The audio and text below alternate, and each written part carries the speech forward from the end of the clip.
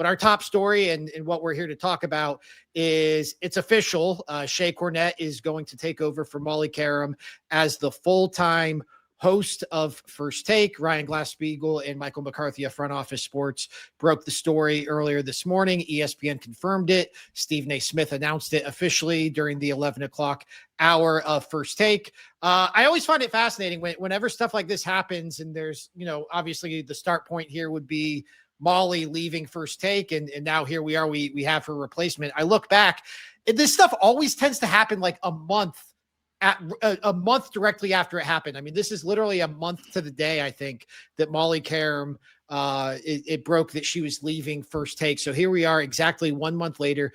We have her replacement, her full-time replacement in Shae Cornette.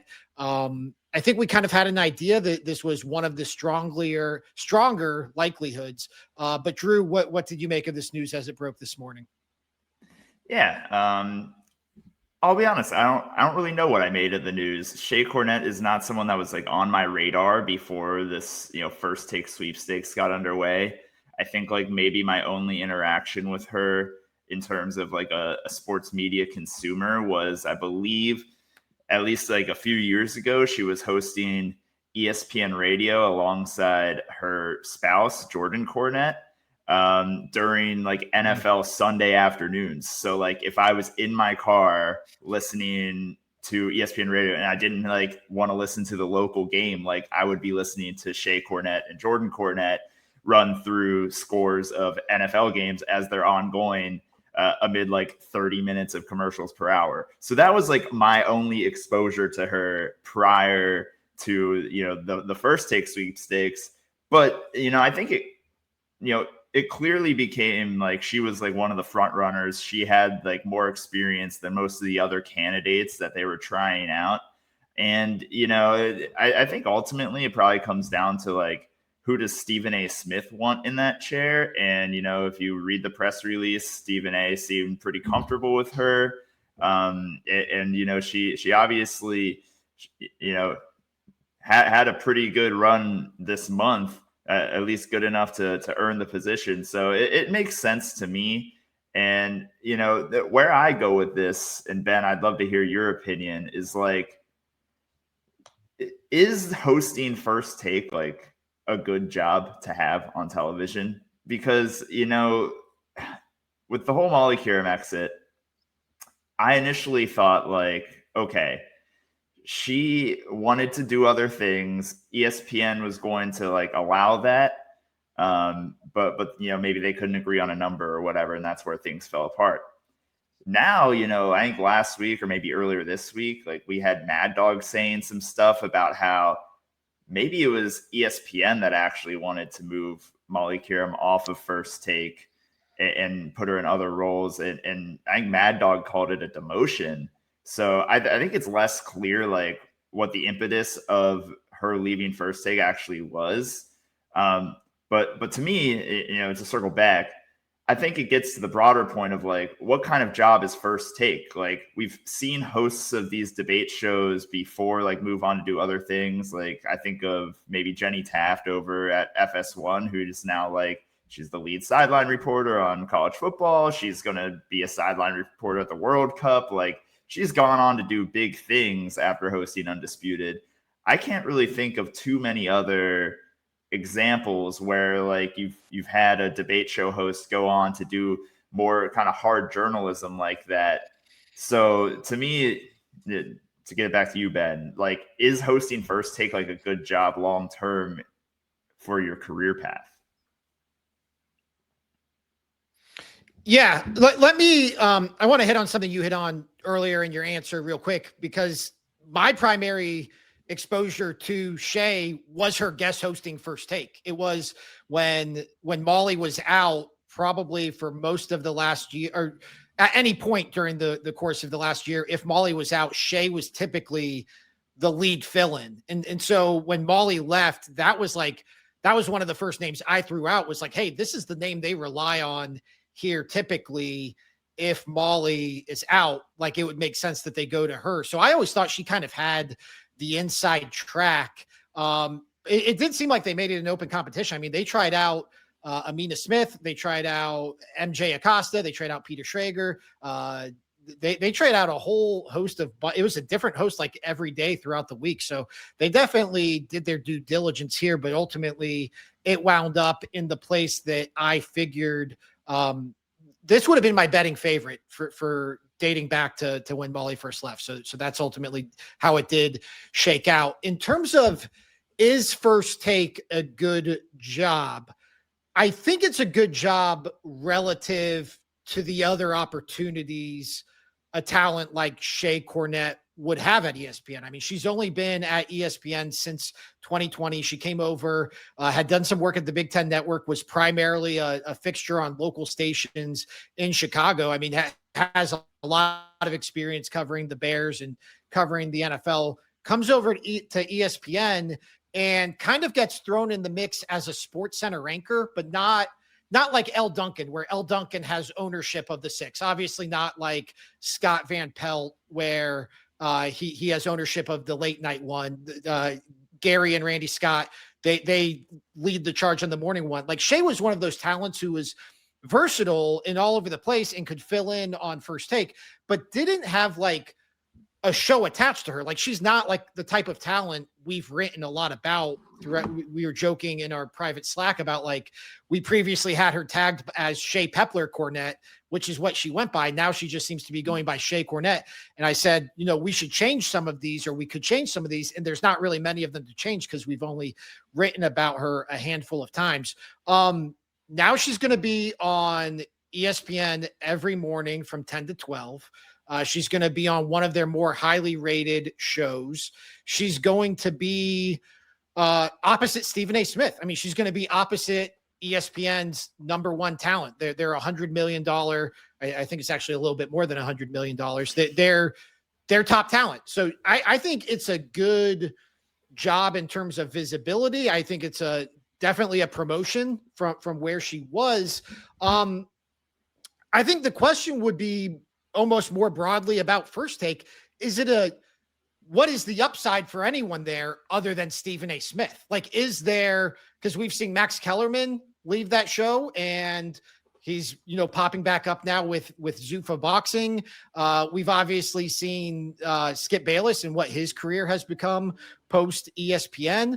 Molly Qerim, like as we map this out, I don't know where she lands. There's not like an obvious spot. I think like maybe Paramount and the UFC stuff makes sense. She has some history with UFC, but it's like, I wouldn't imagine like the Molly Qerim show to be popping up anytime soon. So I think it's a good job relative to the other opportunities, but I think your concerns and your questions about like, what is the upside here beyond this job?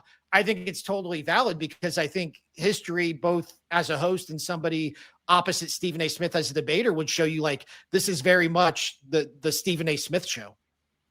Yeah, you completely read my mind. That's exactly where I was going with this conversation is like, we've seen, like you said, Kellerman, Skip, like their careers have fallen off precipitously as a result of leaving First Take and, having an unceremonious exit. And if you're thinking about people on the other side of the coin, like who has actually improved their standing in their career by way of First Take, like maybe you think of Ryan Clark and those types of people who have, gotten a bigger platform and expanded out to other things at ESPN. But those are more specialists. Like those are former players that, cover a particular sport, and Stephen A. Smith is giving them a platform that probably allows them to expand their presence on ESPN. When you're talking about a host, now we're getting into different territory. Shae Cornette doesn't really have a specialty like an analyst would have. She obviously has the, history covering the NFL, as you mentioned. Mm-hmm. But this is almost, to me, I think, like an end game in your career. And who knows, I'm sure First Take is going to exist in some shape or form as long as Stephen A. Smith wants it to, and maybe beyond Stephen A. Smith. But how long does First Take have as like the preeminent debate show, preeminent morning show? That's a big question because we know where cable TV is going. Like audiences are only getting smaller. Fewer people are subscribing to this stuff. unless First Take like somehow makes a major change over to a digital platform and people start watching it there, like First Take isn't exactly a growth property, I would say. Like this is maybe you're getting in towards the top or near the top, but I know the ratings would say otherwise, and ESPN is probably, if they're listening, going to be upset at me saying this. I think they just had a big press release about how First Take ratings are through the roof. But, I think anyone that's looking at the bigger picture here knows that like these types of shows are not long for this world. There's going to have to be some sort of adaptation. So if I'm Shae Cornette, obviously this is a promotion. This is a great thing for me. It's hard to like think about, all right, what's next? Like, hopefully I'm hosting First Take for 5-10 more years. But I just don't know if I love it from a long-term perspective. Yeah. I mean, my pushback would be that it is an opportunity to further establish your name. Like if Shae Cornette left ESPN a week ago, we would have written a Shae Cornette leaves ESPN story, and that kind of would have been it. Molly Qerim leaves ESPN. We write 10 stories, including like what's next for Molly Qerim. So it's like, it does put you in a position where to put it bluntly, like you're just more famous, like just more people are aware of who you are. More people are going to learn who Shae Cornette is in this next week than they did over the previous 5 years at ESPN. And I do think her experience covering the NFL, especially because this has become such an NFL centric show, I think it does give her at least the potential for this to be a growth opportunity. Like if you were to like Laura Rutledge, let's say, went on and was the host of like Good Morning America. Like you could see Laura Rutledge doing a million different things in this industry. Like Shae Cornette would make sense as a host of NFL Live based off of this opportunity at First Take. And it's one of those things where like, I don't even know what's the bigger property, First Take or NFL Live. Like it's kind of like because NFL Live, pre Mina Kimes, pre Ryan Clark, pre Laura Rutledge, pre Dan Orlovsky, and my guy Swagoo, Marcus Spears, like, that was not like a highly coveted property. Now NFL Live has become like a signature ESPN show. So it's kind of what you make about the opportunity. And I think Shae Cornette, if nothing else, has the opportunity to now kind of take the ball and run with it. I do want to circle back about the comments that Mad Dog Russo made. Which was that on Richard Deitch or Jimmy Traina? I believe it was Jimmy Traina. Traina. Yeah. Okay. So the SI Media podcast with Jimmy Traina. I was writing about Burke Magnus's comments to Richard Deitch. My head's all fried here. Basically, I mean, you laid it out. He, as we have talked about Molly Qerim's exit, we've all been under the impression that this was just like a negotiation that fell apart. It got made public. Molly decided to leave. ESPN decided to pull her off the air. That it's still not really clear which one happened.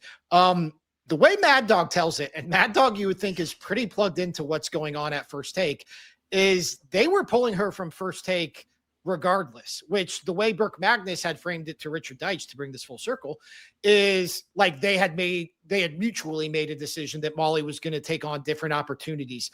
Listening to Mad Dog, like it sounds like ESPN was pulling Molly. It sounded, the phrase Mad Dog used was, just to change things for the sake of changing things, to switch things up after 10 years. I have to believe Mad Dog here as somebody who's on the show every week, as somebody who's obviously close to Stephen A. Smith. Stephen A. Smith was the one who told him about Molly leaving.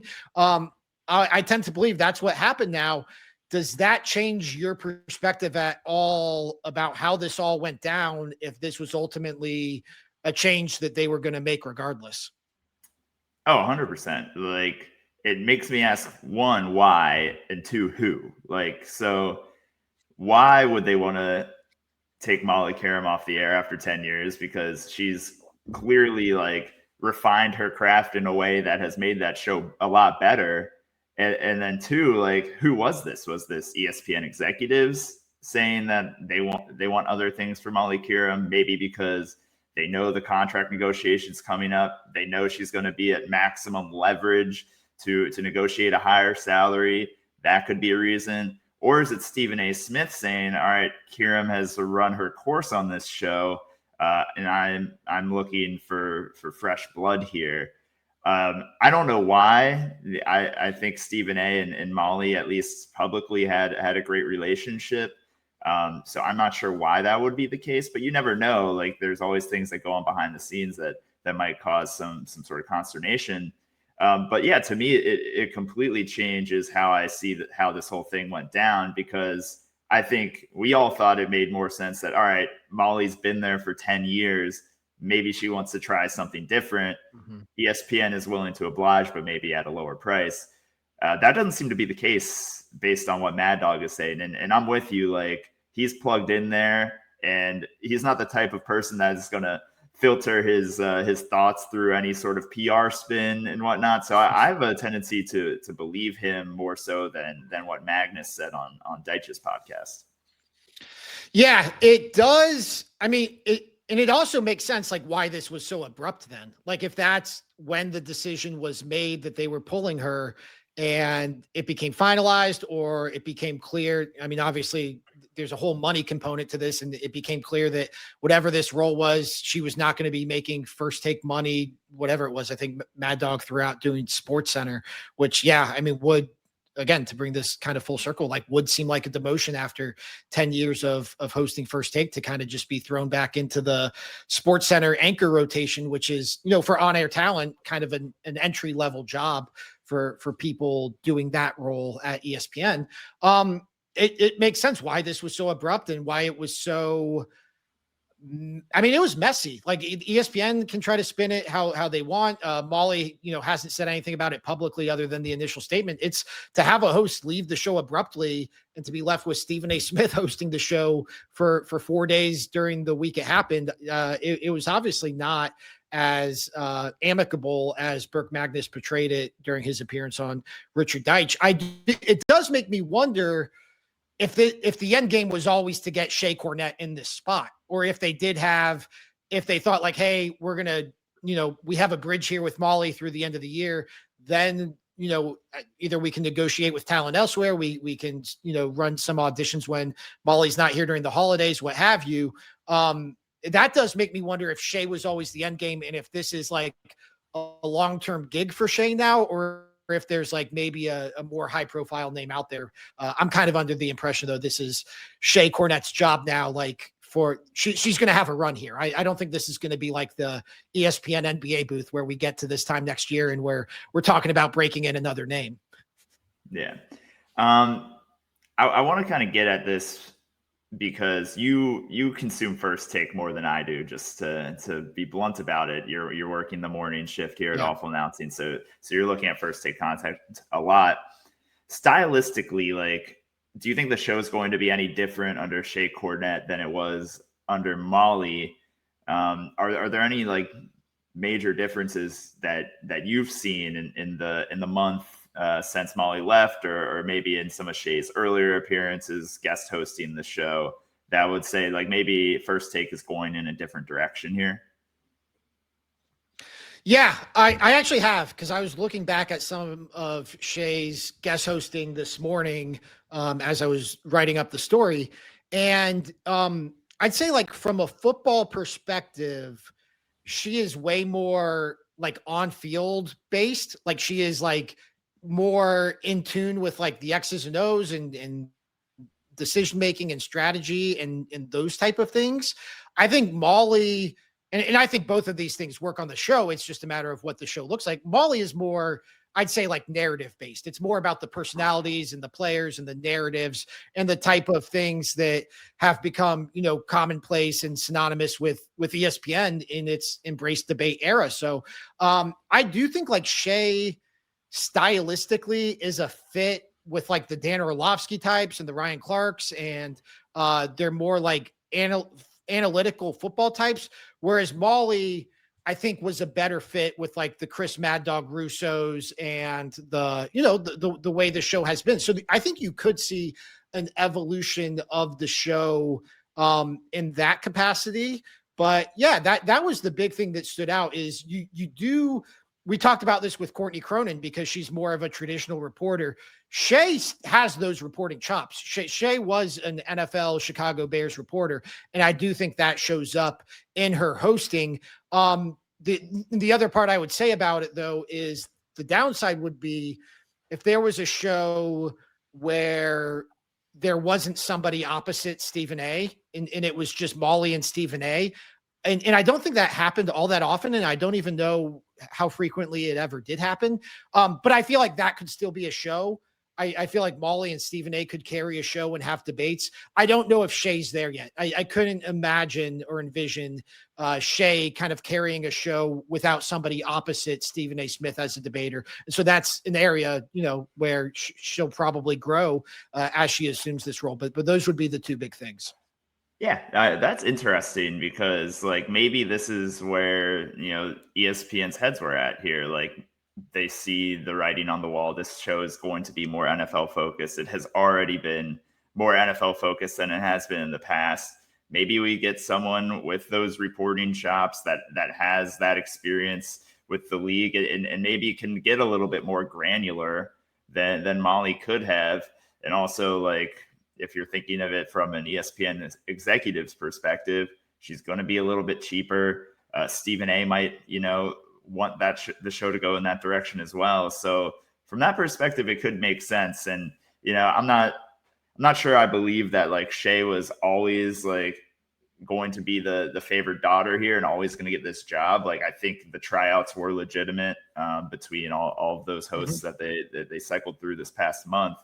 But if you know in the back of your mind that you have someone like Shae Cornette that can capably fill the role, it makes a lot of sense that's why you would make the move, and if that's where her credentials lie, being a strong NFL reporter, to me, well, why wouldn't she do it?